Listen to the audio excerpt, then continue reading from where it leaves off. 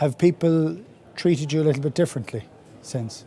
I'd like to think not, but probably there'd be an inkling for me to say yes at times. But it's all in the good spirit of the game, and it's all just very flattering that people take their time to say congratulations, and some people say thanks for the win, and I'm like, why are you saying thanks? It's my job. I get paid to do it, and I'm just happy to win, like I say.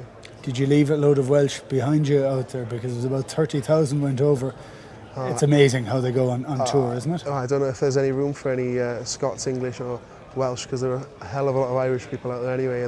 But the support wherever we went was phenomenal. I remember, I think it was the first test, we were all ready to go the night before, after we'd had our jerseys, etc. And you could still hear all the fans from about 3 blocks away chanting Lions. So it's pretty special memories. But like I say, it's shelved now, I suppose. And you got to know an awful lot of those players over the last few years playing in the Rabo. It was great to see so many of them actually featuring in the test team. Yeah, I'm fortunate enough I went in 2009 South Africa, so I'd already met a couple of the boys. But it's funny, even the boys you haven't met before, you obviously play against them, not necessarily rub shoulders, bang into each other's shoulders when you're playing week in, week out.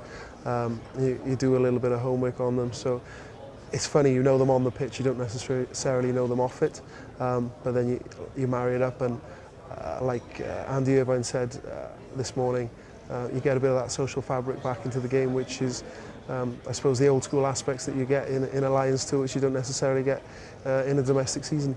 How easy was it to turn off those rivalries that you have to have because you're playing against these guys week in, week out? How easy is it to turn those off when you go on tour together?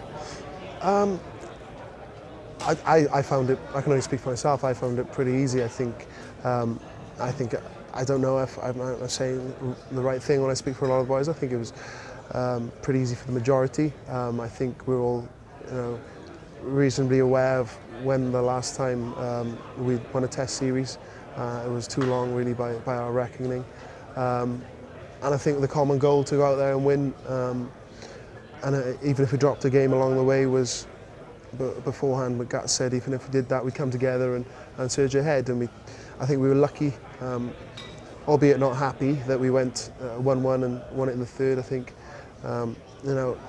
overcoming those hurdles as a group and putting, like you say, the domestic rivalries aside, aided us really in getting that final series win.